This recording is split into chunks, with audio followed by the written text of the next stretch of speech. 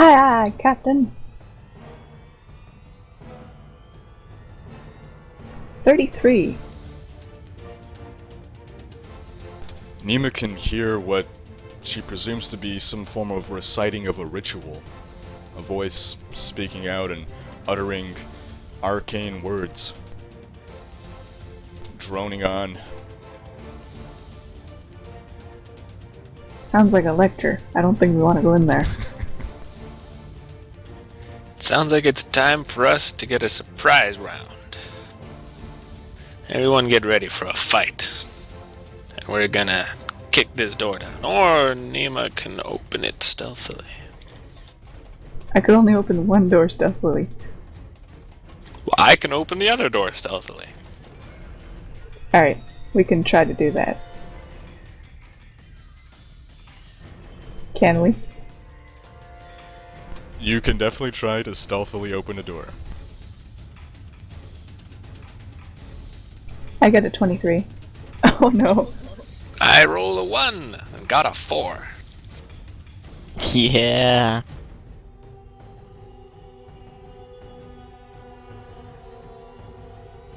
No, just out of curious. How many ones did you guys get? Can the stream hear us?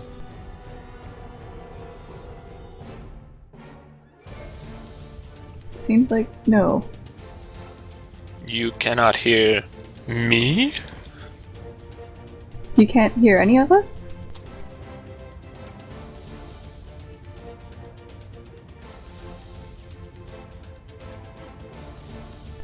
No, they can hear us, alright. Thanks, folks.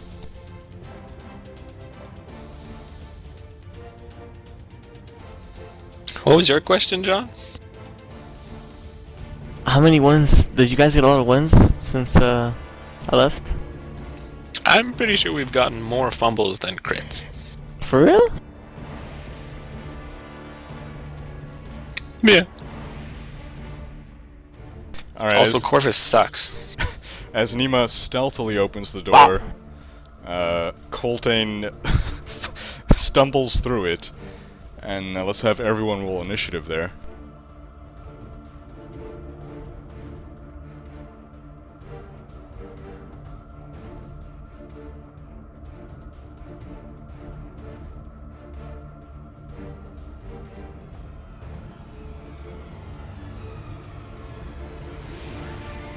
Ah, don't forget the +2. I forgot the +2 again. You're the only one. Red gets an 8. Goldane gets a total of 20, and Winter a total of 23. I wanted to say 6 for some reason. Corvus gets 11. Nima gets 15.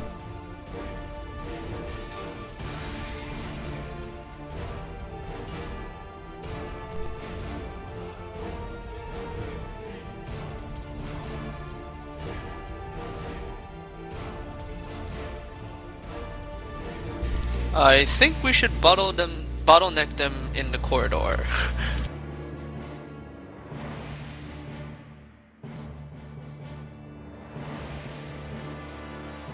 Guys, this doesn't look good.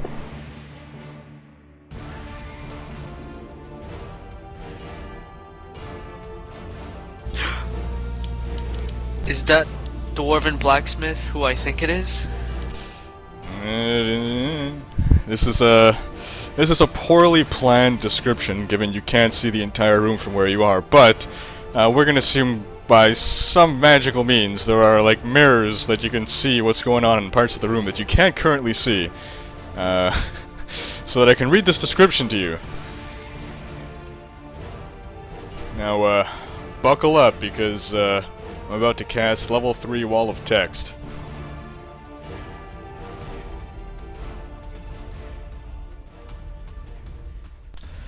This chamber to which you've opened the door is dominated by a leering idol depicting a howling minotaur warrior armed with a massive axe. That's to the south over here, where I'm pointing. Before this idol is an iron cauldron filled with a bubbling liquid that gives off a thick mist. cauldron. Missed. A short staircase leads to a raised area that overlooks the idol. Staircase.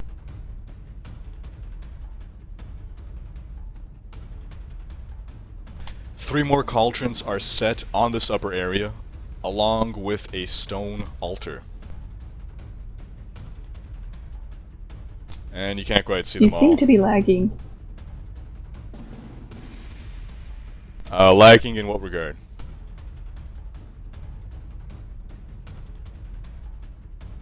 Sound-wise, it seemed choppy.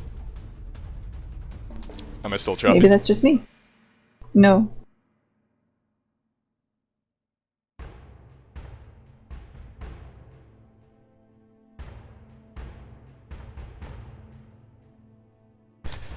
To the east of the altar, a series of green, ghostly runes have been scribed into the floor. And two figures stand within the glowing runes. They appear to be in some kind of trance. One of those is some guy, some human whom you've never seen before. But the other is none other than Winterhaven's dwarven blacksmith. Winter's cousin?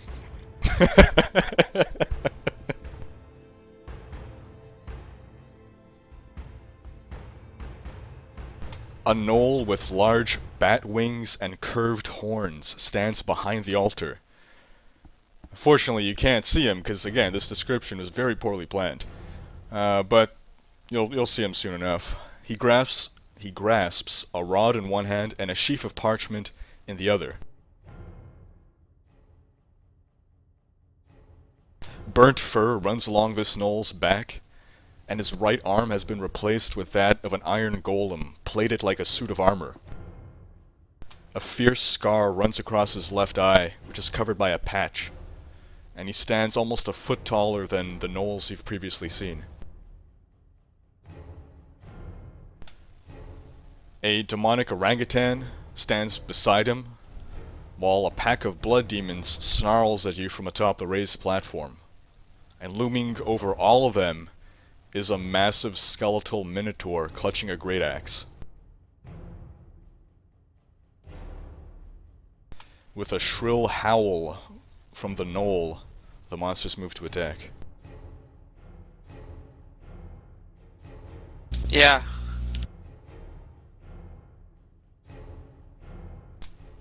Alright, so you all rolled your initiative. Who did not factor in the +2? Me. So you should Well, be 8? Yeah, 8.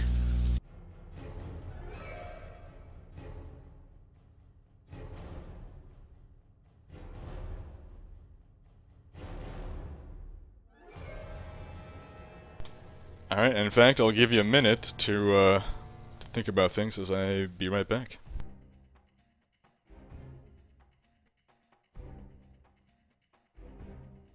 Well, I definitely do not recommend going into the room. But it might be worse to stay where we can all be hit by that person's magic. It will really depend. I say we kite them back to the room in the back there.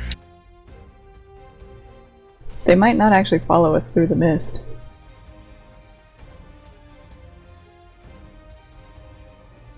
Still, it might be worth a shot.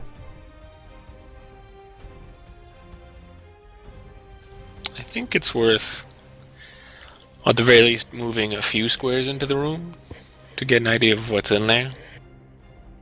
Since I'll go first, I can go in, tell everyone what I see, and then make the decision to continue or not. Winter goes in first. No, Winter's not going in. He doesn't do that. Winter's gonna shoot something. Probably, yes. Hopefully it's not one of us. No, from his angle he should get a... no, there's a skeletal minotaur in the way. Also, there's mist, isn't there? I'm not sure. We'll find which target has less cover than the others, and he'll shoot it lots.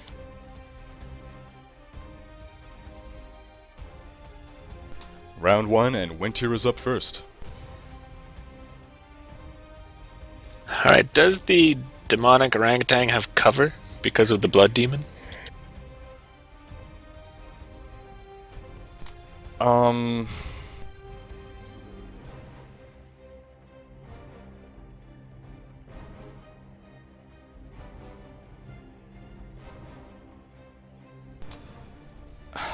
I'm not sure, but I'll say no. I think yes, but I'll say no. Well, that's very interesting. If I say I want Winter to twin strike it, what I mean is I want Winter to twin strike it. And that's what he does. He looks at the demonic orangutan and he says, "Alright, twin strike."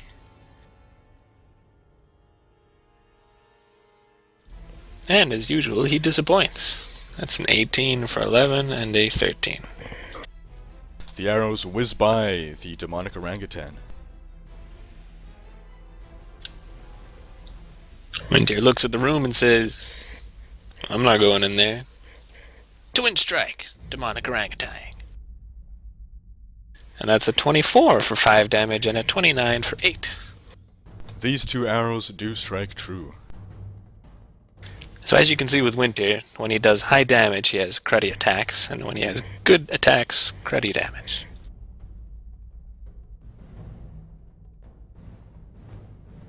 He says, "Yeah," and that's it.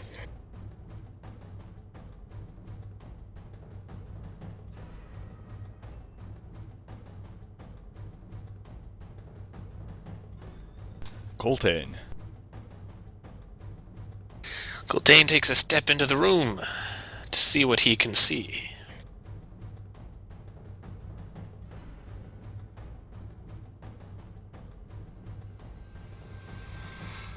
He continues moving and he calls back to his companions. The south portion of the room looks clear. I think we can advance.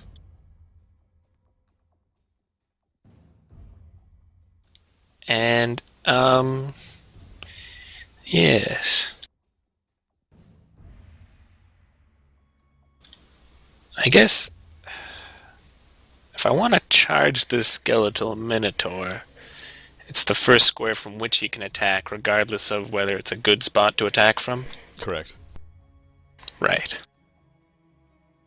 So in that case, he just continues moving over here, the rest of his move.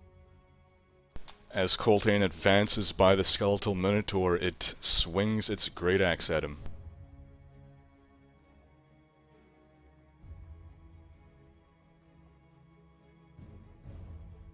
And slashes into Coltane for 14 damage. Coltane down to 41 out of 55. Okay. Well.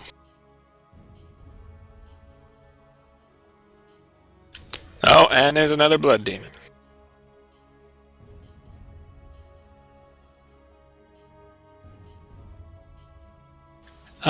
He'll attack the Minotaur back with a basic melee attack.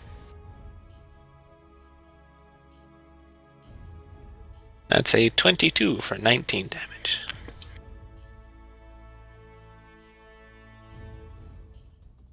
And the Minotaur dodges. Oh boy.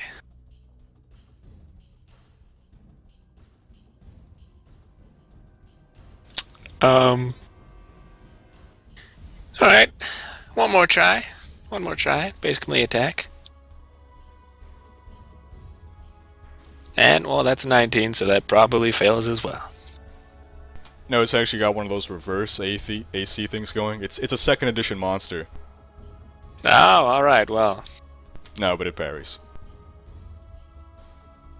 I was going to say, if it has an AC of 23, or a Thaco. How's that? No, I don't remember. Yeah, Thaco, to hit AC 0.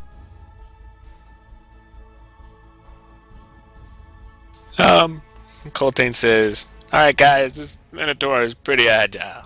I'm gonna need some help." And yes, he appears to be blocking the stairs up.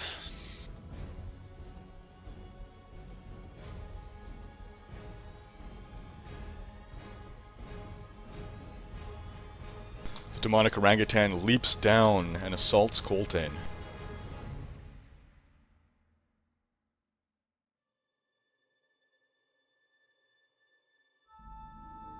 Maybe now would be a good time to back up, maybe.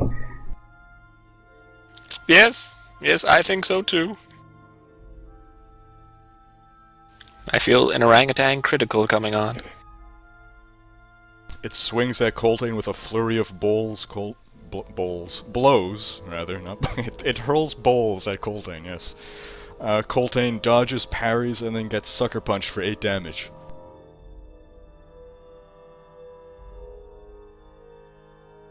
Coltane down to 33 out of 55, and Nima's up. So, if I wanted to pull Coltane back to where he started his turn, how many moves would that need? So 1 move to get up to me, then you have to grab a hold, and you move at half speed, I think, if you're dragging me.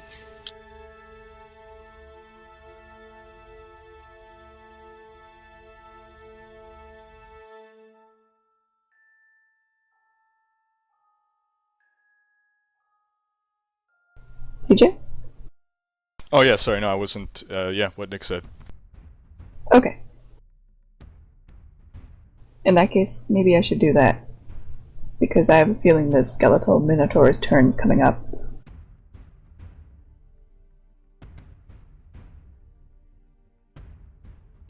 That's gonna be weird. Okay, Coltane, I'm headed your way to drag you back. That's cool, I can't seem to move for the time being, because it's not my turn. So Nima grabs Coltane and drags him back. As she does so, the Minotaur swings and slices into Nima for 12 damage.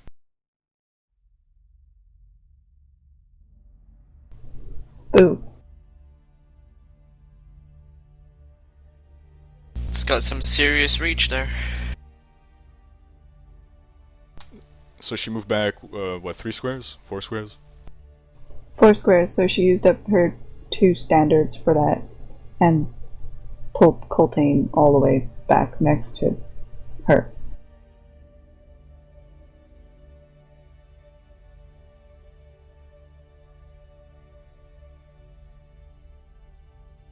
Wait, was Coltane in that square or in that square? He was in that square, wasn't he? Yes. But she can't continue pulling him into the square next to her?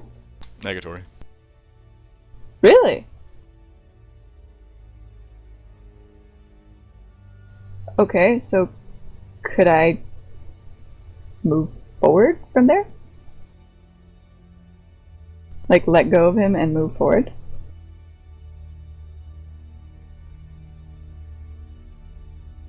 Is that over? I'm so confused. I just don't want to think about that, so I'm just letting him move into that square. Okay, yeah, in that case that's over. How exciting. The Gnoll, who is no doubt Maldrick Scarmaker, the infamous leader of the Blackfang Gnolls you've been hearing about, continues to recite the ritual, and you can see the runes glowing more fiercely, the runes at the feet of the dwarven blacksmith and some guy.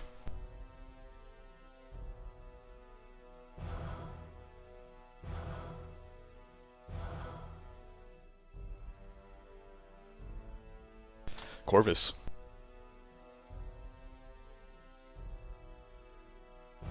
Okay.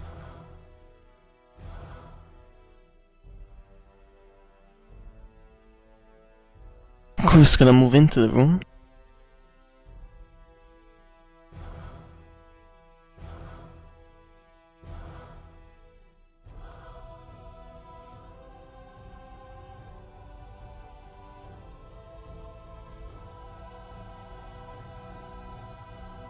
Use a biting swarm on the demonic orangutan.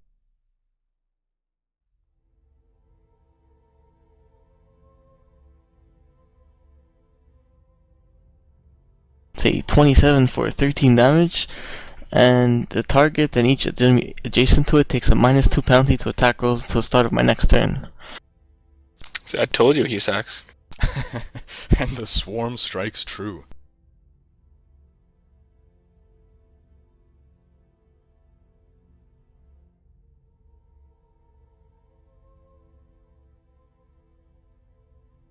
You have a second standard, by the way. Yeah, I'm looking at what to do. I'll do the elemental. Wait. Elemental spirits.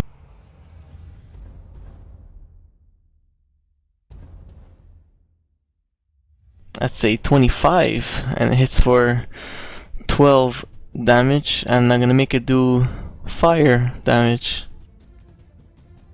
Until the end of my next turn, any creature that starts its turn adjacent to the target takes 3 damage of the chosen type, and I chose fire. The spirits burn the demon.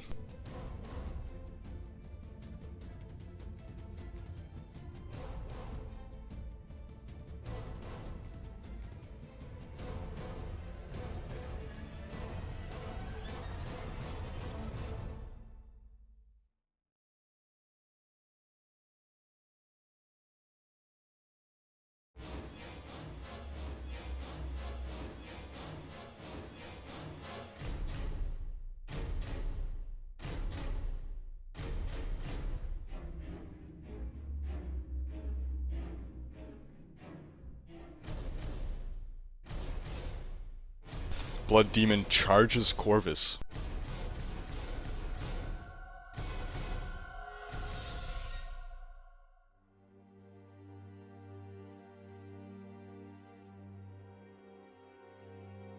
Corvus evades.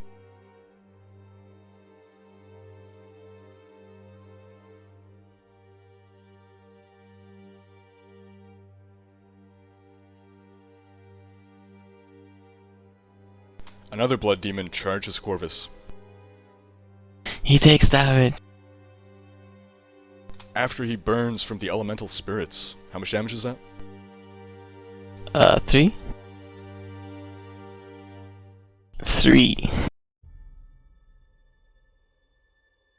3 times thrice.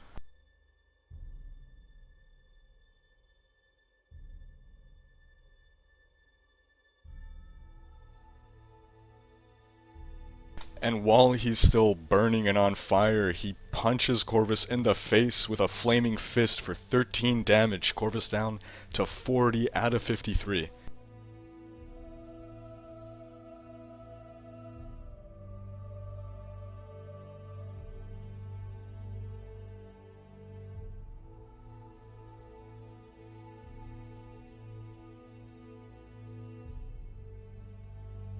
It then claws Corvus for another 7 damage. Corvus down to 33 out of 53. Wow.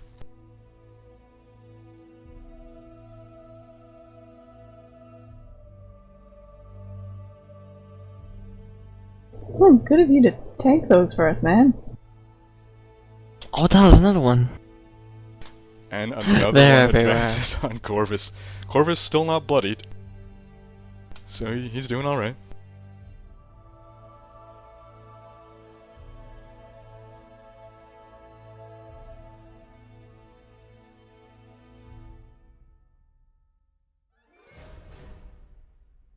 The claws come out, Corvus ducks, but more claws come, and Corvus is scratched for 12 damage. Then the demon tries to bite him.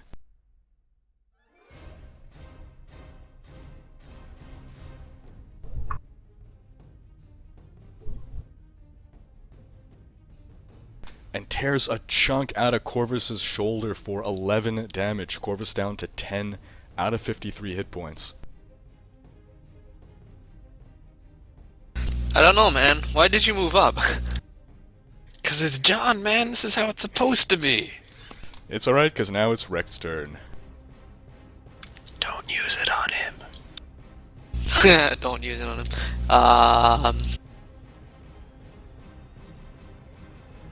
Hit the one that's not bloodied. No. Rect will start off by casting Beacon of Hope.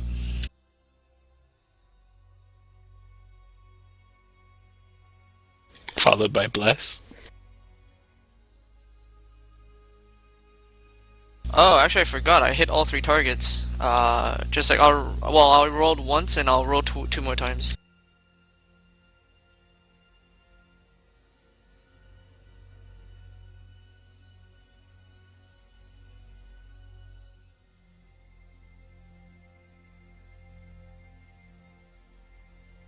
So that's 10, 15, 25 versus Will on all 3 of the blood demons. So CJ, you know the pattern, right?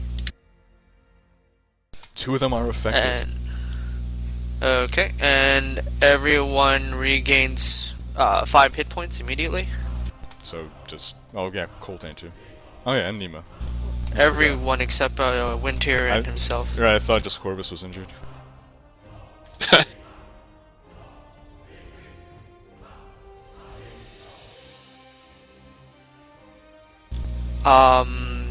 He will then cast Sacred Flame.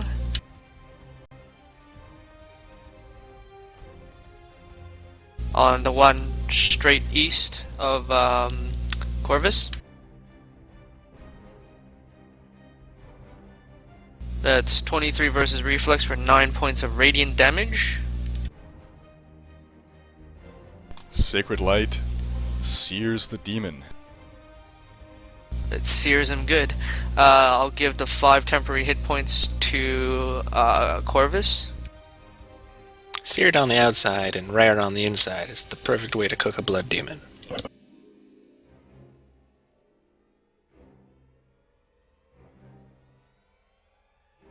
I guess I have to kind of heal him, because otherwise he will die instantly. So, healing word, and then I tell him to get his butthole back. Because that's the only part Rect is interested in. Heyo. That's it. No more healing for Coltane.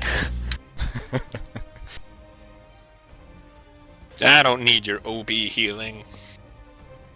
Yet. So you heal 6 plus 5 plus 3 plus 5 plus 1, so that is 20 plus your surge. Corvus back up to 50 out of 53. Plus the 5 temp, he's virtually beyond max. And that's over for me. And that ends round 1. On to round 2, Winter. Alright, that closest blood demon, marking him as my quarry.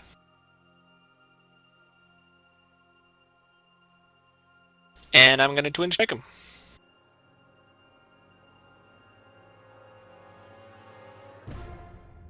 That's 13 and a 15. The arrows miss.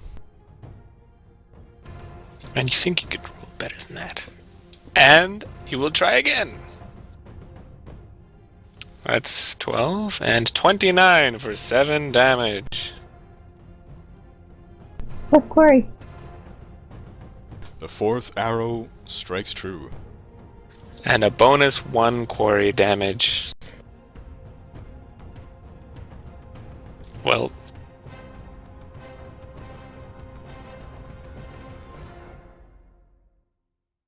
yeah, okay.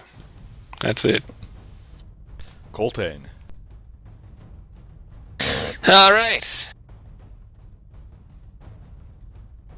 So, does the basic attack count as an at-will for the sake of that early bird bonus I've got?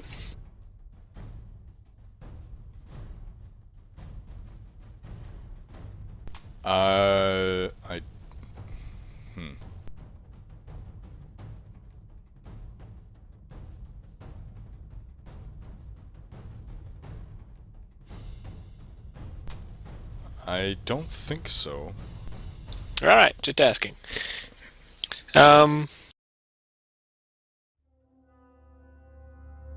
So, Coltane will use Wolf